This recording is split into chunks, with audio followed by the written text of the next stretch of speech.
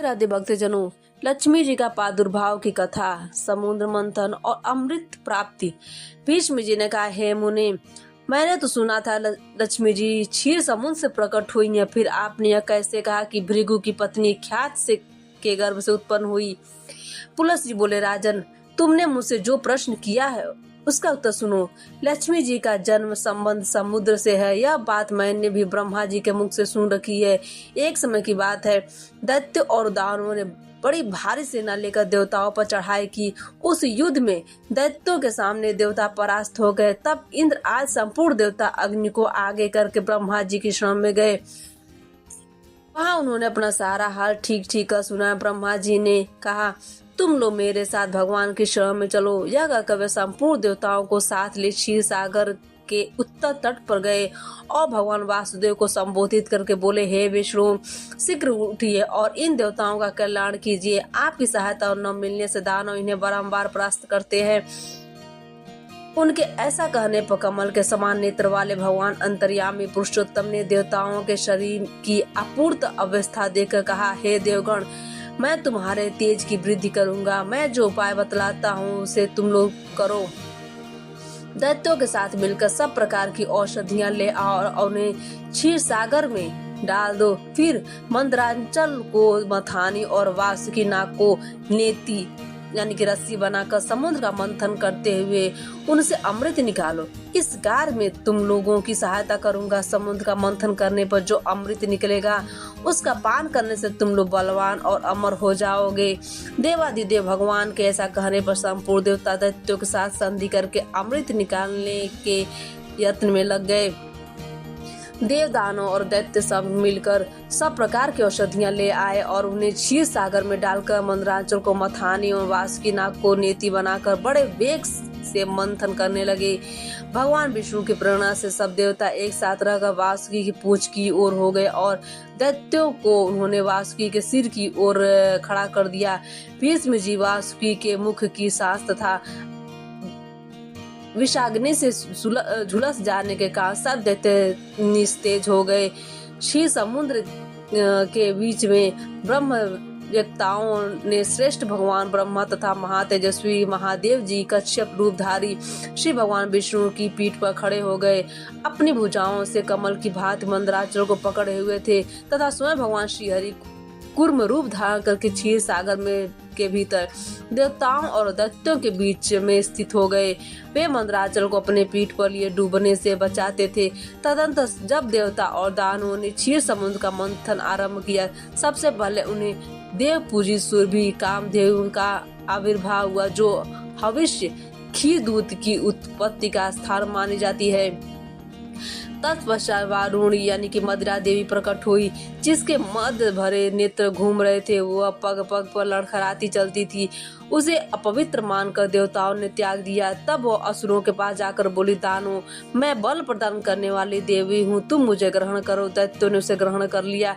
इसके बाद पुनः मंथन आरंभ होने पर पराजित यानी कल्प वृक्ष उत्पन्न हुआ, जो अपनी शोभा से देवताओं का आनंद बढ़ाने वाला था। तदंतर 60 करोड़ अप्सराएं प्रकट हुई, जो देवताओं और दानवों की समान रूप से भोग्या है।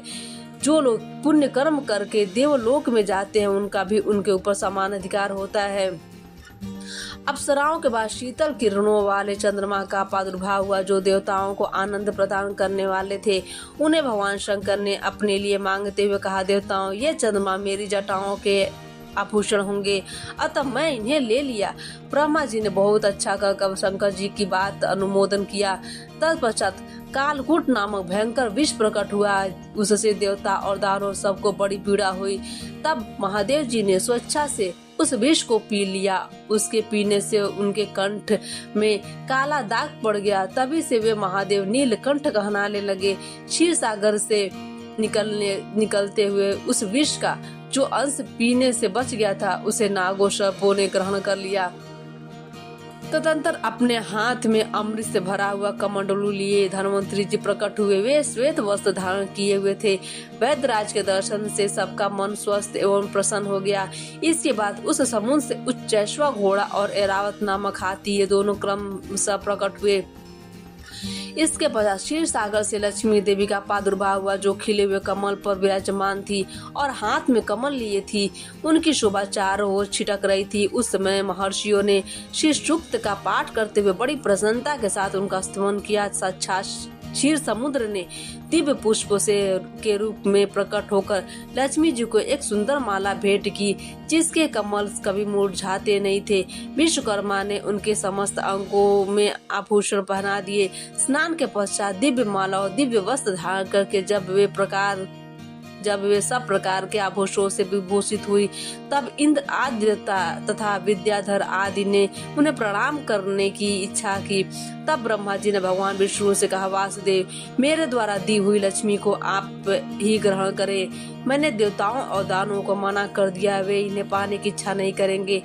आपने जो स्थिरता पूर्वक इस समुद्र मंथन के कार्य को संपन्न किया है, इससे आप पर मैं बहुत संतुष्ट हूँ। यो कहकर ब्रह्मा जी लक्ष्मी से बोले, हे देवी, तुम भगवान केशव के पास जाओ। मेरे दिए हुए पति को पाकर अनंत वर्षों तक आनंद का उपभोग करो। ब्रह्मा जी के ऐसा कहने पर लक्ष्मी जी समस्त देवताओं को देखते देखते श्री हरि के वक्षस्थल में चली गई और भगवान से बोली, हे देव, आप कभी मेरा परित्याग न करें। संपूर्ण जगत के प्रियतम, मैं सदा आपके आदेश का पालन करती हूँ। आपके वक्षस्थल में मैं निवास करूंगी। यह कहकर लक्ष्मी जी कृपा पूर्वक दृष्टि से देवताओं की ओर देखा। इससे उन्हें बड़ी प्रसन्नता हुई। इधर लक्ष्मी जी से परित्यक्त होकर देवताओं को बड़ा उद्वेग हुआ। उन्होंने छपट कर धन्वंतरी के हाथ से अमृत का पात्र छीन लिया। तब विष्णु ने माया से सुंदरी स्त्री का रूप धारण करके दैत्यों को लुभाया और उनके निकट जाकर, यह अमृत का कमंडल मुझे दे दो। उस त्रिभुवन सुंदरी रूपवती नारी को देखकर दैत्यों का चित्त काम से के वशीभूत हो गया। उन्होंने चुपचाप वह अमृत उस सुंदरी के हाथ में दे दिया और स्वयं उसका मुंह ताकने लगे। दानों से अमृत लेकर भगवान ने देवताओं को दे दिया और इंद्र आदि देवता तत्काल उस अमृत को पी गए। यह देखकर दैत्यगण भांति भांति के अस्त्र शस्त्र और तलवारें हाथ में लेकर देवताओं पर टूट पड़े, परंतु देवता अमृत पीकर बलवान हो चुके थे। उन्होंने दैत्य सेना को परास्त कर दिया। देवताओं की मार पड़ने पर दैत्यों ने भागकर चारों दिशाओं की शरण ली और कितने ही पाताल में घुस गए। तब संपूर्ण देवता आनंद मग्न हो शंख चक्र गदा धारण करने वाले भगवान श्री विष्णु को प्रणाम करके स्वर्ग लोक को चले गए। तब से सूर्य देव की प्रभा स्वच्छ हो गई। वे अपने मार्ग से चलने लगे। भगवान अग्निदेव भी मनोहर दीप्ति से युक्त हो प्रज्वलित होने लगे तथा सब प्राणियों का मन धर्म में संलग्न रहने लगा। भगवान विष्णु से सुरक्षित होकर समस्त त्रिलोकी श्री संपन्न हो गई। उस समय समस्त लोकों को धारण करने वाले ब्रह्मा जी देवताओं से कहा, हे देवगण, मैंने तुम्हारी रक्षा के लिए भगवान विष्णु को तथा देवताओं के स्वामी उमापति महादेव जी को नियत किया है। वे दोनों तुम्हारे योगक्षेम का निर्वाह करेंगे। तुम सदा उनकी उपासना करते रहना, क्योंकि वे तुम्हारे कल्याण करने वाले हैं। उपासना करने से ये दोनों महानुभाव सदा तुम्हारे क्षेम के साधक और वरदायक होंगे। यूं कहकर भगवान ब्रह्मा अपने धाम को चले गए। उनके जाने के बाद इंद्र ने देवताओं की राह ली। तत्पश्चात श्री हरि और शंकर जी भी अपने अपने धाम वैकुंठ एवं कैलाश में जा पहुँचे। तदंतर देवतागण इंद्र तीनों लोकों की रक्षा करने लगे। महाभाग इस प्रकार लक्ष्मी जी क्षीर सागर से प्रकट हुई थी। यद्यपि वे सनातनी देवी हैं, तो भी एक समय भृगु की पत्नी ख्याति के गर्भ से भी उन्होंने जन्म ग्रहण किया था। आज की कथा यहीं पे समाप्त होती है।